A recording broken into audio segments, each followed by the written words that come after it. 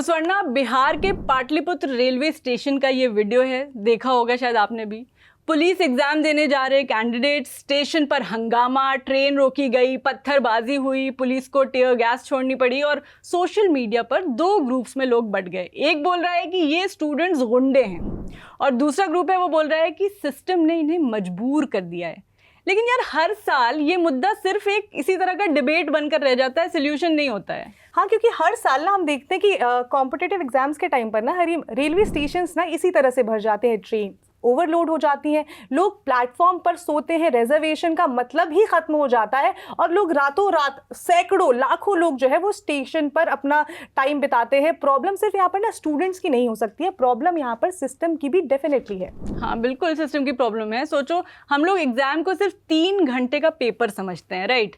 लेकिन एक government exam candidate के लिए एग्जाम हॉल तक पहुंचना ही एक अलग एग्जाम होता है। मतलब मंथ्स या कभी कभी सालों की प्रिपरेशन, फैमिली की एक्सपेक्टेशंस, कोचिंग का खर्चा, फॉर्म्स के पैसे, ट्रैवल का खर्चा और फिर एग्जाम सेंटर आता है 300 किलोमीटर दूर, 500 किलोमीटर दूर, मतलब दूसरे डिस्ट्रिक्ट में ही आ जाता है और वहां तक पहुंचना कैसे, इसके बारे में कोई नहीं सोचता है। बिल्कुल। और फिर ना एग्जाम वाले दिन स्टेशन पर पहुंच के पता चलता है कि जो ट्रेन है ना उसमें घुसने तक की जगह नहीं है। प्लेटफॉर्म पर हजार नहीं बल्कि लाखों कैंडिडेट्स जो है वहां होते हैं और उसका प्रेशर होता है। एक ट्रेन मिस हुई तो मतलब एग्जाम मिस हो गया, और एग्जाम मिस हुआ तो शायद 1 साल मिस, और कभी कभी तो पूरा का पूरा करियर भी उससे मिस हो सकता है। और ये सिर्फ एक वीडियो है, बिहार की स्टोरी दिखा रहा है, बट ये अकेली ऐसी कहानी नहीं है। We all know that.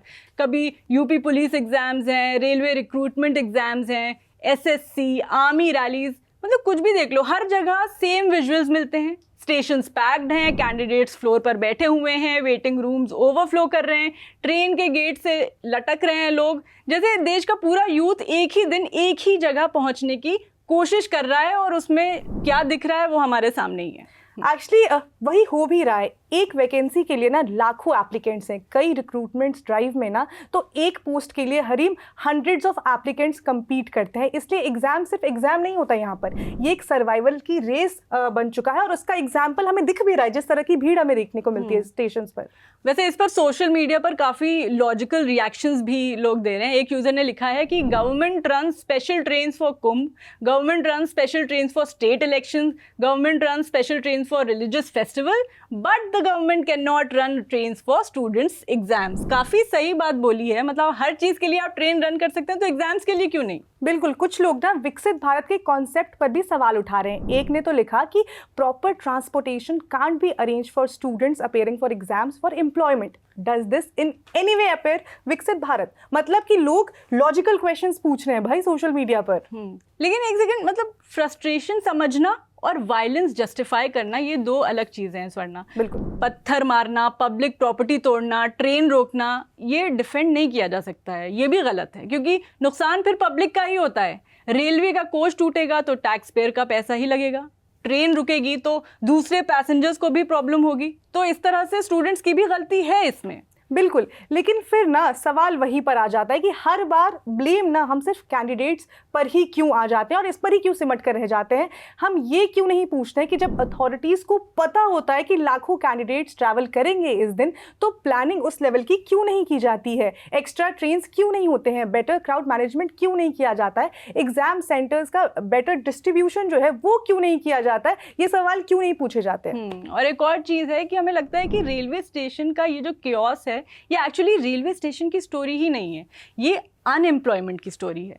मतलब गवर्नमेंट के लेटेस्ट PLFS सर्वे के हिसाब से इंडिया का अनएम्प्लॉयमेंट रेट अभी लगभग 5% के आसपास है, तो ये सर्वे कह रहा है। बिल्कुल। यूथ यानी कि हम अगर 15 साल से लेकर 24-25 साल तक के इंडियंस की बात करें, उनको अगर देखा जाए ना तो अनएम्प्लॉयमेंट यही सबसे ज़्यादा दिखता है। मतलब प्रेशर ना सबसे बड़ा जो हम कहें आम भाषा में तो इन युवाओं के ऊपर ही, और वो प्रेशर किस तरह से निकल रहा है वो हम स्टेशन पर देख रहे हैं। और वैसे सिर्फ अनएम्प्लॉयमेंट की स्टोरी के साथ साथ ये ना गवर्नमेंट जॉब्स के ऑब्सेशन की भी स्टोरी है यार।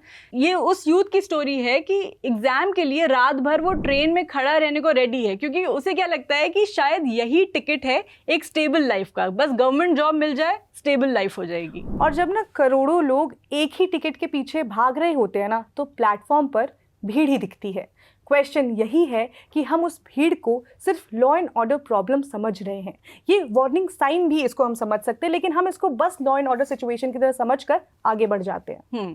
तो बेसिकली पाटलिपुत्र स्टेशन पर जो हुआ वो गलत था, वायलेंस गलत था, लेकिन अगर हम वायलेंस को सिर्फ इस तरह देखेंगे तो वो रुक जाएगा, हम असली प्रॉब्लम मिस कर देंगे। असली प्रॉब्लम ये है कि ऐसा एग्ज़ाम इकोसिस्टम जहां कैंडिडेट को पेपर से पहले ही ट्रांसपोर्ट, अकोमोडेशन और सर्वाइवल का टेस्ट देना पड़ता है, ये है प्रॉब्लम। और जब एग्ज़ाम देना बैटलफील्ड जैसा लगने लगे तो शायद सिस्टम को भी अपना रिपोर्ट कार्ड देखना चाहिए कि क्या चेंज किया जा सकता है।